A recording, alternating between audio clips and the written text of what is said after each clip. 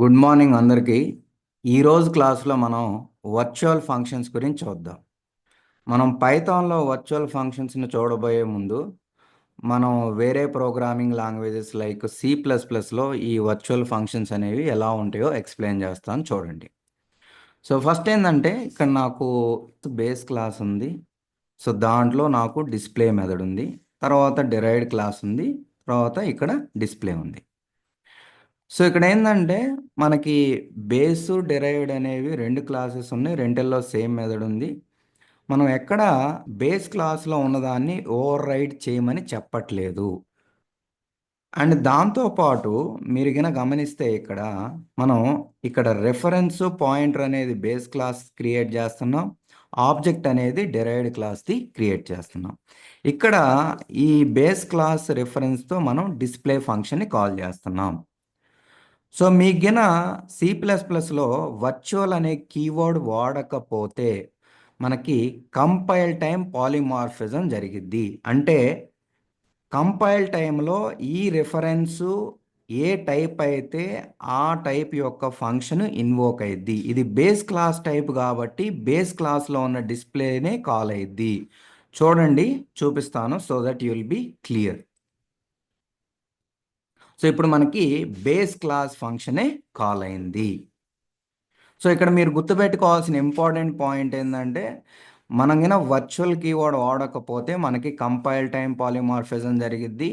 మనకి ఏదైతే రిఫరెన్స్ ఉందో ఆ రిఫరెన్స్ దేన్ని పాయింట్ చేస్తుందో ఆ ఫంక్షనే కాల్ అయ్యిద్ది.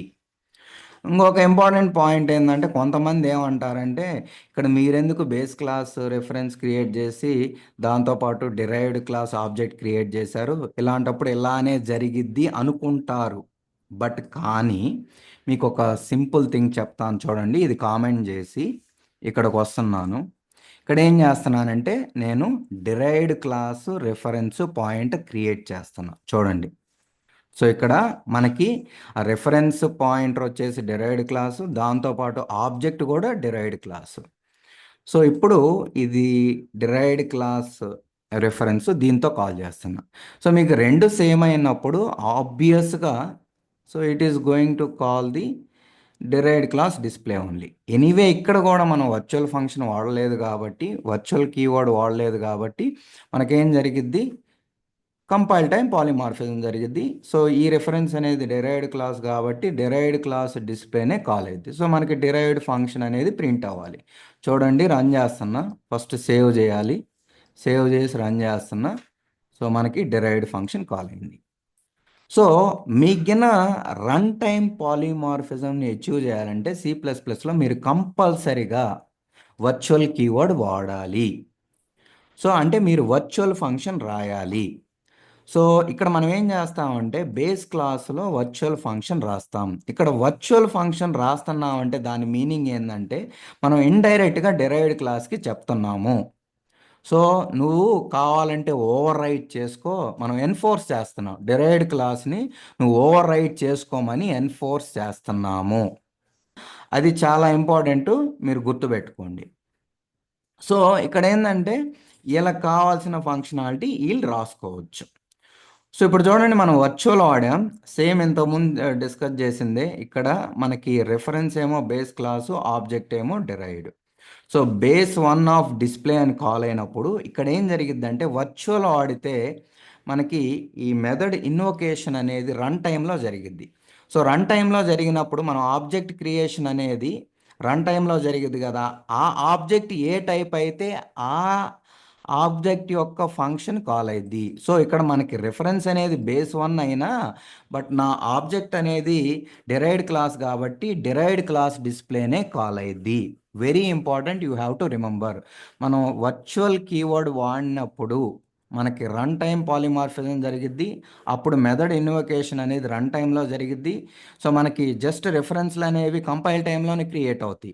బట్ ఆబ్జెక్ట్ అనేది రన్ టైంలో జరిగిద్ది. సో మనకి ఇక్కడ రన్ టైం పాలిమార్ఫిజం జరగటం వల్ల మనకి ఆ ఆబ్జెక్టు ఏ ఫంక్షన్ ఇన్వోక్ చేస్తుందో ఆ ఆబ్జెక్ట్ యొక్క ఫంక్షన్ కాల్ అయ్యిద్ది. ఇందాకట్లాగా బేస్ 1 అంటే బేస్ క్లాస్లో ఉన్న డిస్ప్లే కాల్ అవ్వదు. చూడండి. సో మనకి డిరైవ్డ్ ఫంక్షన్ కాల్ అయింది. ఇది ఇంపార్టెంట్. ఇక్కడ 2 థింగ్స్ అచీవ్ చేస్తున్నాం. ఒకటేమో వర్చువల్ కీవర్డ్ వాడటం వల్ల మనం రన్ టైమ్ పాలిమార్ఫిజం అచీవ్ చేస్తున్నాం. అంటే మనకి ఏదైతే ఆబ్జెక్ట్ ఉంటే ఆ ఆబ్జెక్ట్ యొక్క ఫంక్షన్‌ని ఇన్వోక్ చేయమని చెప్తున్నాం. ఇంకోటేందంటే వర్చువల్ అని చెప్పడం వల్ల we are enforcing are we are telling derived class to write your own function so that the overriding will happen and you can use your display. ఒకవేళ మీకు డిరైవ్డ్ క్లాస్‌లో గిన డిస్ప్లే లేకపోతే ఏమైద్ది, బేస్ క్లాస్ డిస్ప్లేనే call అయ్యిద్ది. So మనకి C++లో ఇలా వర్క్ అయ్యిద్ది. సో సింపుల్గా చెప్పాలంటే C++లో రన్ టైమ్ పాలిమార్ఫిజం అనేది వర్చువల్ కీవర్డ్ వాడి చేస్తాము.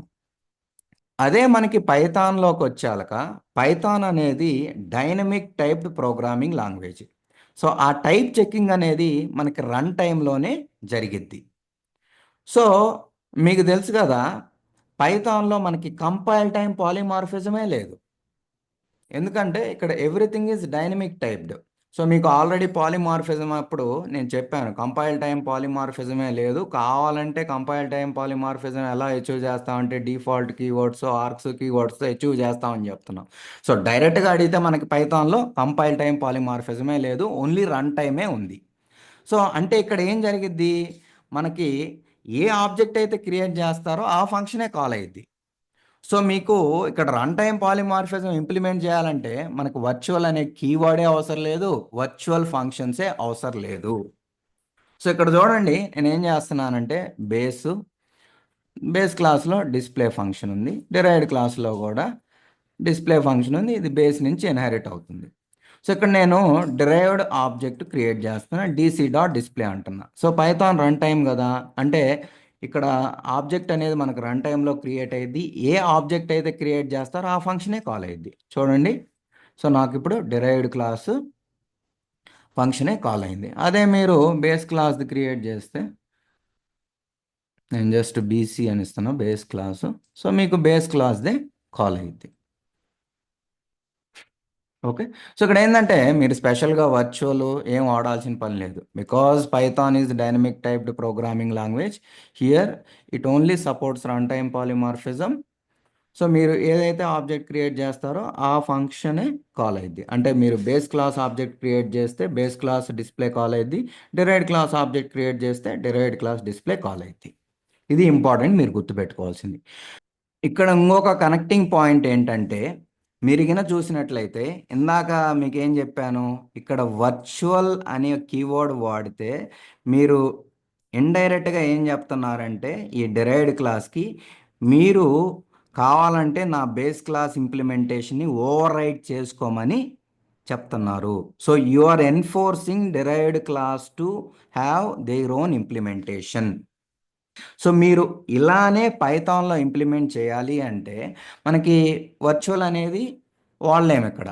సో బేసికల్గా మనకి పైథాన్లో వర్చువల్ అనే కీవర్డే అవసరం లేదు, మనకి మొత్తం రన్ టైమ్ పాలిమార్ఫిజమే. కాబట్టి మీరు ఎప్పుడైతే డిరైవ్డ్ క్లాస్ని ఇంప్లిమెంటేషన్ ఎన్ఫోర్స్ చేయాలి అంటే ఇక్కడ ఏం చేస్తామంటే మనం ఏబీసీ అంటే అబ్స్ట్రాక్ట్ బేస్ క్లాస్ మాడ్యూల్, దీంట్లో ఏబీసీ క్యాపిటల్ ఏబీసీ అంటే అబ్స్ట్రాక్ట్ బేస్ క్లాసు, ఇది అబ్స్ట్రాక్ట్ మెథడ్.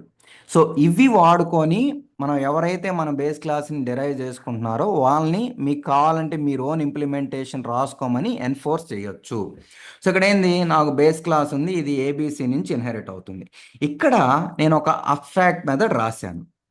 సో ఈ బేస్ క్లాస్ని ఈ డిరైవ్డ్ క్లాస్ అనేవాడు ఇన్హెరిట్ చేసుకుంటున్నాడు. ఈడు కంపల్సరిగా దీని ఇంప్లిమెంటేషన్ రాయాలి, మనం ఎన్ఫోర్స్ చేస్తున్నాం. ఒకవేళ రాయకపోతే ఈ డిరైవ్డ్ క్లాస్కి ఆబ్జెక్ట్ క్రియేట్ చేయలేడు, దాంట్లో ఉన్న ఫంక్షనాలిటీనే వాడుకోలేడు. సో ఇప్పుడు చూడండి నేనేం చేశాను, ఇక్కడ నేను అబ్స్ట్రాక్ట్ మెథడ్ రాయటం వల్ల ఇది అబ్స్ట్రాక్ట్ క్లాస్ అవుతుంది. దీన్ని వీడు ఇన్హెరిట్ చేసుకోవటం వల్ల మనం మ్యాండేటరీగా వాడిని ఎన్ఫోర్స్ చేస్తున్నాం, వాడు రాశాడు. సో ఇప్పుడు ఏంది, నాకు డిరైవ్డ్ అనే క్లాస్కి ఆబ్జెక్ట్ క్రియేట్ చేస్తున్నా, డిస్ప్లే అనేది కాల్ చేస్తున్నా. సో ఇప్పుడు మనకి డిరైవ్డ్ క్లాసు అవుట్పుట్ వచ్చింది. సో ఇక్కడ మీరు అర్థం చేసుకోవాల్సింది ఏంటంటే ఇక్కడ వర్చువల్ అనే కీవర్డ్ ఉండదు. మీరు గిన కంపల్సరిగా ఇలా ఎక్కడైతే వర్చువల్ అనేది ఉందో ఇక్కడ, సో మీరు బేస్ క్లాస్ నుంచి డిరైవ్డ్ క్లాస్కి ఇన్హెరిటెన్స్ జరిగినప్పుడు మీరు వర్చువల్ అనే కీవర్డ్ ఇస్తే మీరు డిరైవ్డ్ క్లాస్కి ఎన్ఫోర్స్ చేస్తున్నారు. మీరు కావాలంటే మీరు ఓన్ ఇంప్లిమెంటేషన్ రాసుకోమని. అది ఇంప్లిమెంట్ చేయాలంటే మనకి పైథాన్లో ఏబిసి అనే బేస్ క్లాసు వాడుకొని అబ్స్ట్రాక్ట్ మెథడ్ రాసుకొని డిరైవ్డ్ క్లాస్ని ఎన్ఫోర్స్ చేయొచ్చు. వాళ్ళు కంపల్సరీగా ఇంప్లిమెంట్ చేయాలి. చేయకపోతే ఇన్స్టాన్స్ క్రియేట్ చేయలేరు. ఇది మీకు ఆల్రెడీ చెప్పాను. సో ఇక్కడ మీకు కన్క్లూజన్ ఏంటంటే C++లో అయితే మనం డైనమిక్ టైప్ పాలిమార్ఫిజం లేదా రన్ టైమ్ పాలిమార్ఫిజం అనేది మనం వర్చువల్ కీవర్డ్ ద్వారా అచీవ్ చేస్తాం. ఆ వర్చువల్ అని వాడుకోవడం వల్ల మనం డిరైవ్డ్ క్లాస్కి చెప్తున్నాం మీరు కావాలంటే ఇంప్లిమెంటేషన్ని ఓవర్ రైట్ చేసుకోమని. బట్ మ్యాండేటరీ కాదు. ఒకవేళ వీడు రాయలేదనుకోండి, మనకి బేస్ క్లాస్లో ఏది ఉంటే అదే కాల్ అయింది. అదే మనకి పైథాన్కి వచ్చేళ్ళకి ఏంటంటే మనకి Python dynamic typed programming language type checking అనేది రన్ టైంలో జరిగింది. మీరు ఏ ఆబ్జెక్ట్ క్రియేట్ చేస్తే ఆ మెథడే కాల్ అయ్యింది, ఆ ఆబ్జెక్ట్ స్పెసిఫిక్ మెథడే కాల్ అయ్యింది. సో ఇక్కడ మనకి వర్చువల్ కీవర్డే అవసరం లేదు, వర్చువల్ ఫంక్షన్సే అవసరం లేదు. సో మీకు స్ట్రైట్ అవే చెప్పాలంటే Python does not support virtual functions. But ఆ కీ కాన్సెప్ట్ ఆ వర్చువల్ కీవర్డ్ ఆడి ఎన్ఫోర్స్ చేస్తారు ఇంప్లిమెంటేషన్ డిరైవ్డ్ క్లాస్ని ఇంప్లిమెంట్ చేసుకోమని స్ట్రిక్ట్గా. అది స్ట్రిక్ట్గా కాదు, C++లో చెప్తున్నారు. It's not strict. అలా చేయాలి అంటే పైథాన్లో మాత్రం మనం ఏబిసి అనే అబ్స్ట్రాక్ట్ బేస్ క్లాస్ వాడుకొని మనం డిరైవ్డ్ క్లాస్ని ఎన్ఫోర్స్ చేయొచ్చు. ఇక్కడ స్ట్రిక్ట్గా ఎన్ఫోర్స్ చేయొచ్చు, C++లో చేయలేం. ఇక్కడ స్ట్రిక్ట్గా ఎన్ఫోర్స్ చేసి ఇంప్లిమెంటేషన్ రాయమని చెప్పగలుగుతాం. The last point of conclusion is, if you want to ask me, Python does not support virtual functions. But మీరు ఆ బిహేవియర్ని సిమ్యులేట్ చేయాలి అంటే మాత్రం మనం అబ్స్ట్రాక్ట్ బేస్ క్లాస్ని వాడుకొని చేయొచ్చు. ఇది ఈ క్లాస్కి ఏమైనా డౌట్స్ ఉంటే అడగండి. సో ఇదే వీడియో నేను యూట్యూబ్లో కూడా అప్లోడ్ చేస్తాను, చూడండి. సో యాక్చువల్గా ఈ మధ్య చాలామంది మన ఛానల్లో వీడియోస్ చూస్తున్నారు కానీ వాళ్ళు సబ్స్క్రైబ్ చేసుకోవట్లేదు, లైక్ చేసుకోవట్లేదు, దాంతోపాటు వేరే వాళ్ళకి షేర్ చేయట్లేదు. సో నా రిక్వెస్ట్ ఏంటంటే నా వీడియోస్ బాగా హెల్ప్ అవుతుంటే మీ వాట్సాప్ గ్రూప్లో మన ఛానల్ని ప్రమోట్ చేయండి. మనది చాలా చిన్న ఛానల్, ఎక్కువ మందికి రీచ్ అవ్వాలంటే కష్టం. బట్ నేను చెప్పిన కాన్సెప్ట్ బాగా డీటెయిల్డ్గా చెప్తున్నా, కొంచెం లేట్గా డెలివర్ చేస్తున్నా కానీ బట్ చెప్పిన వరకు పర్ఫెక్ట్గా చెప్తున్నా. మీకు తెలుగులో ఇలాంటి వీడియోస్ దొరకపోవచ్చు ఇంత డెప్త్గా డీటెయిల్డ్గా. సో నా ఫైనల్ రిక్వెస్ట్ ఏంటంటే మీ వాట్సాప్ గ్రూప్లో పైథాన్ నేర్చుకోవాలనుకునే వాళ్ళకి నా ఛానల్ని ప్రమోట్ చేయండి. Thank you for watching. మళ్ళీ మనం నెక్స్ట్ క్లాస్లో ఇంకో కాన్సెప్ట్ డిస్కస్ చేసుకుందాం.